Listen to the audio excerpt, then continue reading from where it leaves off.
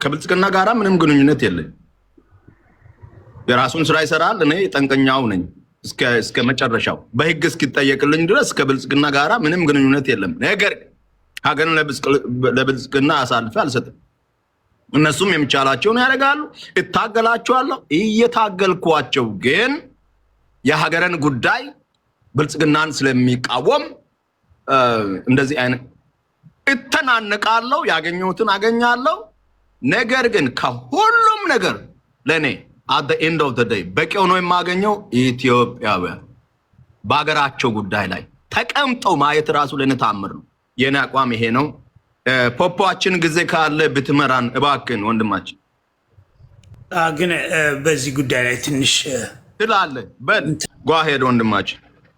አሁን በተነሳው ሀሳብ ላይ የዚህ ባለፈው እንደነገርኩ በጣም ከምንም ጊዜ በላይ የዚህ ምክክርና ውይይት ኮሚቴው ቢያንስ ለሀገራችን ይሄ የብልጽግና መንግስት ጊዜ ማራዘሚያ ነው። እቺን ወደ መንግስትነት እስኪቀየር ድረስ ወይም ሌሎችን ነገሮች ከዚህ ካለበት እየገጠመው ከፊት ለፊቱ እየመጣ ያለውን እሳቤ ኢትዮጵያን ማህበረሰብ ለመቀስቀሻ ነው ወይስ ለየትኛው አጀንዳ ነው ብለን ነበር እንትን ያሰብነው። እና መልካም ከሆነ ግን ሁላችንም ኦኬ ይሄ ለምን ለዘመናት የምንታገልበት ሀሳብ ስለሆነ በጋራ ልንደግፈውና በጋራ ቆመን ይሄ ነገር ተፈጻሚነት እንዲኖረው መታገል አለብን። የምንታገለው በኢትዮጵያ አንድነት እስከሆነ ድረስ የኢትዮጵያን ሶቨርኒቲ አደጋ ውስጥ የሚጥሉ የዚህ ከምንም በላይ በህገ መንግስት ውስጥ የተካተቱ አንቀጾችና ሀሳቦች ሌሎችም ጉዳዮች በዚህ ውስጥ ስላሉ በዛ ውስጥ እንቆም የሚል ሀሳብ ይዘን ነበር። አሁን ግን ያ ሀሳብ ለውይይትና ምክክር ኮሚቴ ቀረበ። 50 ሰዎች በ80 ቡድኖች ተለዩ። ምክክርና ውይይት ኮሚቴው በመጀመሪያ በ8 አንቀጽ ይዞ መጣ። 8ቱ አንቀጽ የመወዳደሪያ አንቀጾች ናቸው ብሎ ያስቀመጣቸውን በዝርዝር አስቀመጠ። ውይይት ተጀመረ። ውይይቶች ተጀመረው። የውይይቶች አጀንዳ በመካከል ላይ ያነሷቸውን አጀንዳዎች እያንሸራሸሩ በዛ መካከል ላይ አንድ ሀሳብ ቀረበ። ብዙ አጀንዳዎች እየቀረቡ በቃ በዚህ አጀንዳዎች ላይ ፋርደር አንሄድም ብለው የሚዘጓቸው አጀንዳዎች ነበሩ። ለምሳሌ የአዲስ አበባ የክልልነት ጥያቄ አዲስ አበባ የፌዴራል መቀመጫ ናት፣ ስለዚህ ራሷን በራሷ የምታስተዳድርበት ወይም የቀረበ የሉዓላዊነት ጥያቄ ነበረ። እነዚህ አይነት እንትኖች ፋርደር አይሄዱም ብለው ዘጓቸው። የአዲስ አበባ ህዝብ የፌዴራል መቀመጫ ነው አንወስድም በሚል ተዘጋ። እንዲህ አይነቱን አጀንዳ ካዘጉ በኋላ ሌሎች ኃይሎች ደግሞ ይህንን ያዘጓቸውን አጀንዳዎች በዳግም ማስከፈት ፈለጉ። ማለት ምንድን ነው የሚሉት?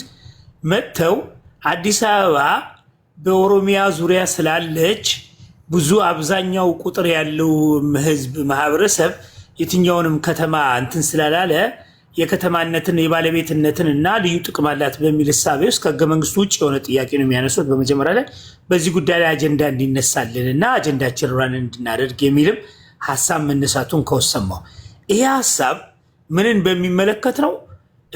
ለምሳሌ ኦሮሚያ ቅርብ ናት በሚል ሀሳብ ነው። ከኦሮሚያ ቅርብ የሆነው ለጉራጌ ቅርብ የሆኑ ለሲዳማ ቅርብ የሆኑ የኦሮሞ ከተማዎች አሉ አይደለም ወይ? ወሊሶ ለማን ነው ቅርበው? ወሊሶ ለሐረር ነው ቅርቡ ወይስ ለጉራጌ ዞን ነው ቅርቡ? በዙሪያው ስላለህ አንተ ባለቤት ነህ ማለት አይደለም። ህግ ለይቶ ያስቀመጠው ህግ አለ። ኦሮሚያ እኮ በደቡብ ክልል ዙሪያ ነው የምትገኘው እኮ። ለምንድን ነው ክሌም ማናረጋትን ኦሮሚያን ራሷን? አዲስ አበባን በኦሮሚያ ክልል መካከል ያለች ነች ብለህ ክሌም የምታረጋት ከሆነ ኦሮሚያን ራሷን እኮ ክሌም እናረጋታለን። ኦሮሚያ ክሌም መደረግ ያለባት እኮ አለች። ከኦሮሚያ አዋሳኝ የሆኑ ማህበረሰቦች በመካከሏ ላይ ኦሮሚያን አጥሮ የያዙበት ኦሮሚያን ብለው ታጥሮ የተያዙ በርካታ ቦታዎች እኮ አሉ። እነሱን ክሌም አናረግ። እነዚህ አሰራሮች አሁን ላይ መቼም የውይይትና እንትኖችን ብዙ ሰዎች ጽሁፎችን ሲያወጡ አይተናል። እየተደረጉ ያሉ ነገሮች ትክክል እንዳልሆኑ እነዚህ ፖለቲካል ኮሚትመንት ያስፈልገዋል፣ የፖለቲካ ውሳኔ ኮሚትመንት ያስፈልገዋል ብለን ነው የመጣ ነው። መጀመሪያ ህወሓት የፖለቲካ ኮሚትመንት ይዛ ወይም የፖለቲካዊ ውሳኔዎችን ለመወሰን ኮሚትመንት ኖራት መጥታ ያንን ውሳኔ ወስና ነው ህገ መንግስቱን ያስቀመጠችው። የህገ መንግስቱና ሌሎች ጥያቄዎችን ይዘ ወደዚህ ለውይይትና ለምክክር የኢትዮጵያ ህዝብና የኢትዮጵያ ማህበረሰብ በጋራ መክሮ እኛ ከምንለው ባሻገር የህዝቦችን ድምፅ መስማት እንፈልጋለን። ህዝቦች በሚያነሷቸው ጥያቄዎች ላይ ተመርኩዘን ውሳኔን እናስተላልፋለን ብለህ ካመጣህ በኋላ ተመልሰህ አጀንዳን አጥፈህ ሌላ ችግር ውስጥ መግባት የለብህም። የመጣህበት ዓላማ አለ። ያመጣኸው ዓላማ እንደ ህዝብ እንደ ሀገር መሻገር አልቻልንም፣ ዴድ ላክ ላይ ነን ብለህ ነው የመጣኸው። የመጨረሻ ዴድ ላይን ላይ ነን፣ ከዚህ በኋላ መጓዝ አንችልም፣ መሄጃ መንገድ የለንም ብለህ ከመጣህ በኋላ ሌሎች ብሔረተኞች ቡድኖች መጥተው አንተን ስላስጨነቁህ በኦፒዲዮ ውስጥ በኦሮሚያ ውስጥ የተነሳብህ የዚህ የፖለቲካ ጥያቄና የመብት ጥያቄ ወይም የመሳሰሉት ጥያቄዎቹ አንተ የህዝብ ጥያቄ ህዝብ ካነሳው ጥያቄ ጋር አብሮ እንዳይካሄድ ሆስቴጅ ስለተደረግ ወይም ሃይጃክ ስላደረጉ ሀሳቦችን ጥለህ ሌላ ሀሳቦችን ተመልሰ በህዝብ ላይ ለመጫን ከመጣህ ማንም ሰው በዛ ውስጥ አይስማማም።